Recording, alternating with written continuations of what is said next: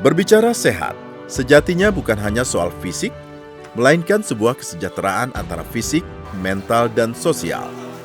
Ketiga komponen penting itu tidak dapat dipisahkan, termasuk di dalamnya kesehatan jiwa. Sehingga kesehatan adalah keadaan sejahtera dari badan, jiwa, dan sosial yang memungkinkan setiap orang hidup produktif. Selain itu, kesehatan juga dianggap sebagai investasi penting bagi suatu negara.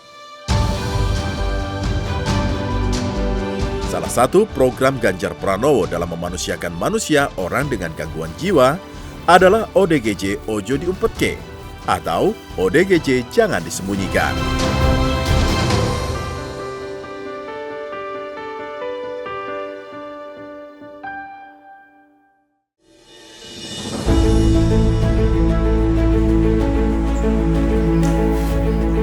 Dalam meningkatkan kualitas hidup masyarakat yang tanpa pandang bulu, khususnya di Jawa Tengah, Gubernur Jawa Tengah Ganjar Pranowo merangkul penyandang disabilitas mental melalui Dinas Sosial Provinsi Jawa Tengah dengan tekad meningkatkan kesetaraan dan kemandirian penyandang disabilitas mental. Ya, ini sangat menarik ya. Jadi ketika kawan-kawan dari rumah sakit merawat selama ini, teman-teman ODGJ ini mesti dimandirikan. Dan alhamdulillah tadi saya ditunjukin karya mereka. Begitu mereka mandiri dengan produk yang dia miliki, harapannya kita mesti mulus untuk membantu. Sampai nanti harapan saya, skala usahanya bisa naik. Sehingga produk-produk mereka nanti akan bisa jangka panjang dan hidup mereka tidak bergantung lagi pada orang lain.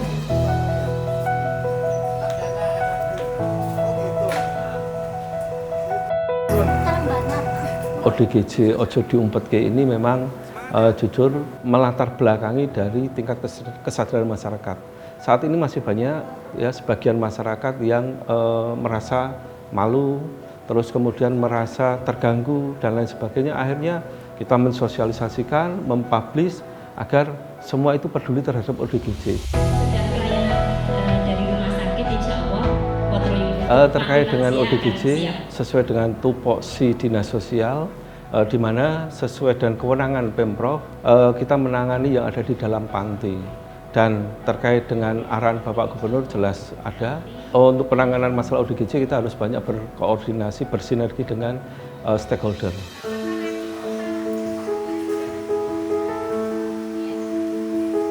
Salah satu panti binaan Dinas Sosial Pemerintah Provinsi Jawa Tengah dalam menangani pasien disabilitas mental, yakni Rumah Pelayanan Sosial Disabilitas Mental Waluyotomo, Jepara.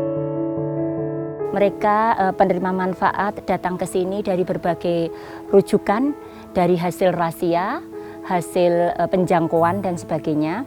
Kemudian di sini kita proses ada assessment, kemudian pengungkapan masalah, identifikasi, kita berikan itu semua, baru kita merambah ke pemenuhan kebutuhan dasar, mendapatkan tempat yang layak sesuai arahan Bapak Gubernur, kemudian kita beri sandang pangan yang cukup. Bapak Gubernur sudah menegaskan kami melakukan pelayanan dengan sepenuh hati dan tidak memungut biaya sepeser pun.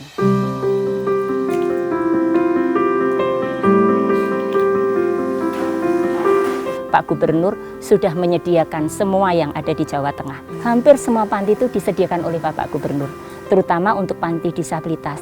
Kami sangat diberikan support dengan beberapa dana untuk pemulihan, dan kami punya tagline, ngopeni sing ora kopen ben kopen. Melayani yang tidak terlayani menjadi terlayani.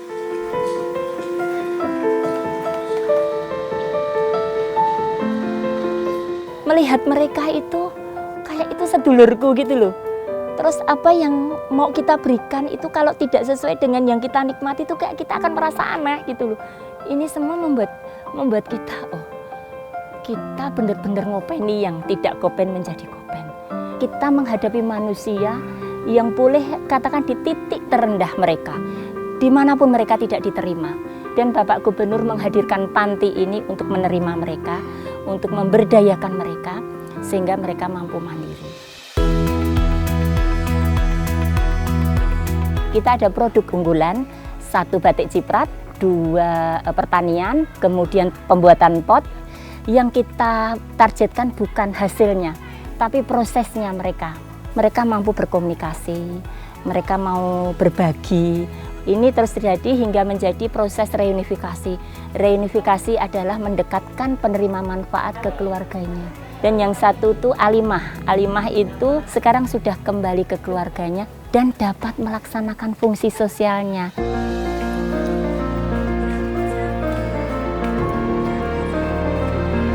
Kula sadian di Cangaan. Yang beli di Tengah Jogja, anak-anak sampai orang dewasa. 12 sampai 20 botol seharinya, untungnya dapat 300 sampai 700. Harapan saya pada anak bisa sekolah dulu.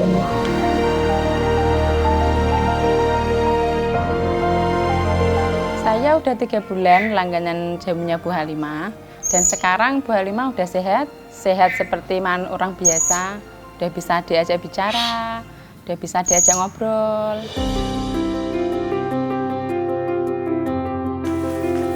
Dari hasil berjualan jamu, Alimah menyisihkan sebagian rezeki untuk teman-temannya di Rumah Pelayanan Disabilitas Mental Waluyotomo Jepara.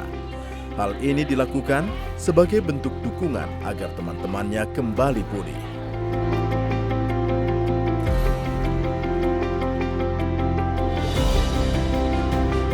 Andi merupakan pasien yang sudah dinyatakan pulih mentalnya dari Rumah Panti Disabilitas Mental di Jepara. Saat ini, Andi diberdayakan untuk membantu rekan penerima manfaat lainnya yang masih dalam proses pemulihan. Sejujurnya saya waktu di sini itu tidak mengingat apa-apa, tahu-taunya di sini. Tidak mengerti keluarga dan lain-lainnya. Masa kecil aku sudah nggak tahu. Mengertinya di sini dalam keadaan kondisi kejiwaan.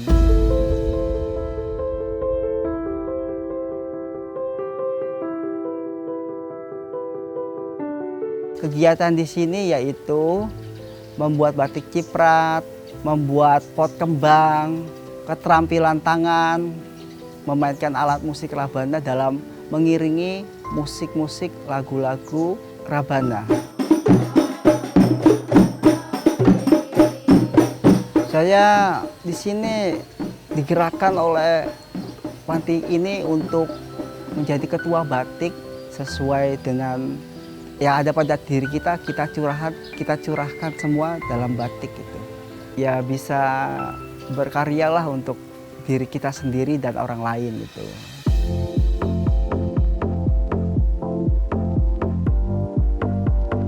Batik ciprat itu awalnya tidak seperti ini, sebagus ini. Hanya cipratan-cipratan mereka saja. Mereka sesuka hatinya, gitu. Pingin ciprat, pingin coret, pingin apapun itu sesuka mereka. Dari proses gagal sebetulnya. Jadi ada kuas jatuh, terus diperbaiki mereka, dan alhamdulillah dengan proses itu mereka belajar. Akhirnya jadi bagus gitu.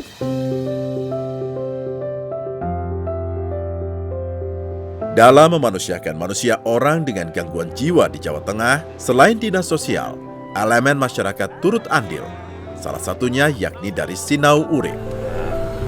Mau menundukkan diri pada perintah, mulai dipotong kuku. Kita selama ini bergeraknya ngurusi ODGJ jalanan. Kita bersihkan mereka, kita identifikasi mereka, kita tanya mereka siapa namanya, keluarganya, asalnya dari mana. Semua itu nanti kan kita record. Terus kita tanyakan di media sosial. Harapannya adalah si ODGJ jalan tadi dikenali oleh keluarganya. Itu pengalaman yang luar biasa lah buat saya pribadi, buat Sinau Urip. Jadi Pak Ganjar itu luas banget berinteraksi dengan ODGJ di sana yang namanya Ahmad Hardiri, Pak. Jadi bareng dengan beliau waktu itu, kolaborasi bareng dengan beliau nangani ODGJ di sana dan itu luar biasa banget.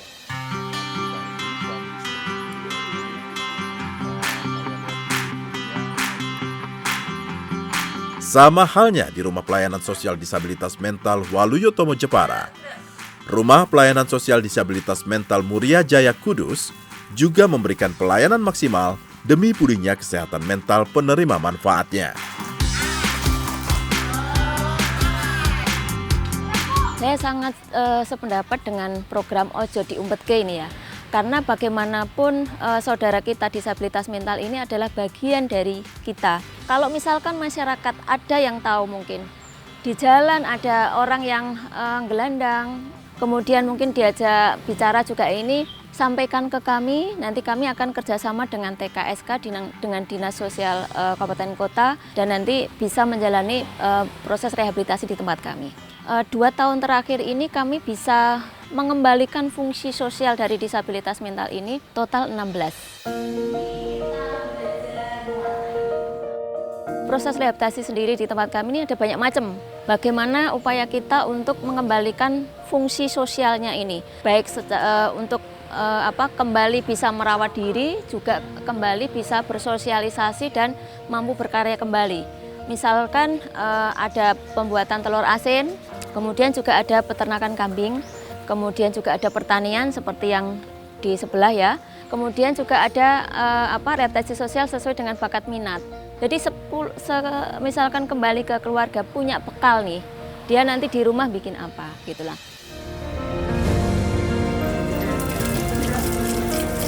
Pasien atau PM di sini ya Mas ya, memang saya anggap seperti anak sendiri ya Mas ya. Sifatnya kan beda-beda kejiwaannya ya. Jadi kami itu harus sabar menanganinya, terutama yang sering emosi.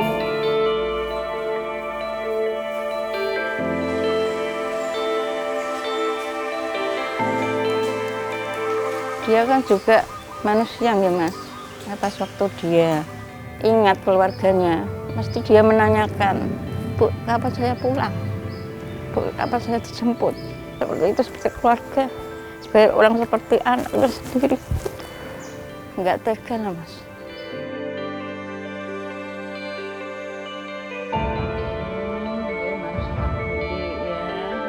Kalau mereka sembuh, diambil keluarga Mas. Itu saya senang. Keluarga mau mengambil itu. Sangat bahagia.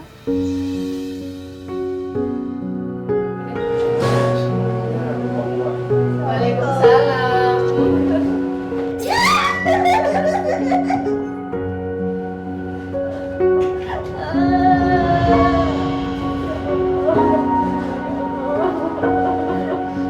Kesan dukanya nggak tinggal sama orang tua dari kecil, sejak untuk menghubungi orang tua susah gitu. Bertahun-tahun hidupnya itu tidak pernah berhubungan sama keluarga, dari jarak dekat, jumpa suat tidak pernah. Bawa kendaraan mau ke sini teknologi dulu, memastikan kalau Parwati benar-benar ada di sini gitu. Nyatanya iya senang banget. Terima kasih banyak untuk ibu pembimbing, untuk benar-benar mengurus saya. Selama ini tidak diajarkan oleh keluarga saya.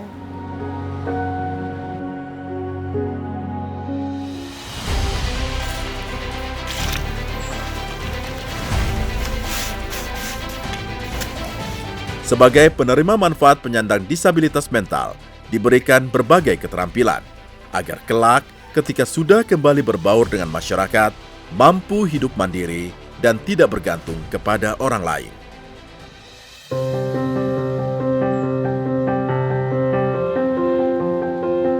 Nama saya Datun Kudus, sudah 2 bulan di Dinas Sosial Muria Jaya. Pas di rumah, kayak halusinasi gitu, ada yang bisikin dibawa dari rumah sakit umum. Kadang sembuh, kadang enggak, dibawa ke sini 1 bulan langsung sembuh. Kegiatan saya sehari-hari yang saya sukai, bikin telur asin sama karaoke. Saya nanti kalau sembuh, kalau punya modal insya Allah bikin telur asin. Terus kalau punya HP, aku mau bikin online penjualan telur asin. Saya ucapin terima kasih kepada Bapak Haji Ganjar Pranowo Sarjana Hukum. Saya selalu sehat, cepat pulang ke rumah.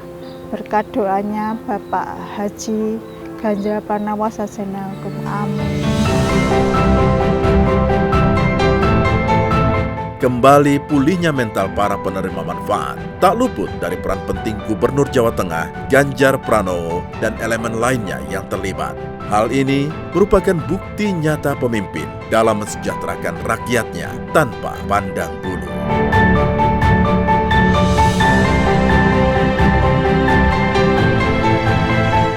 kasih Gubernur Jawa Tengah Pak Ganjar Pranowo, program UDGJ ojo diumpetke, mengurangi beban keluarga. Matur suwun Pak, semoga Bapak selalu sehat walafiat selalu. Amin. Pak Ganjar, terima kasih banyak atas partisipasinya selama ini, dukungannya supaya cepat sembuh. Terima kasih banyak. I love you, Pak Ganjar. Assalamualaikum. Gubernur Jawa Tengah Bapak Ganjar Pranowo.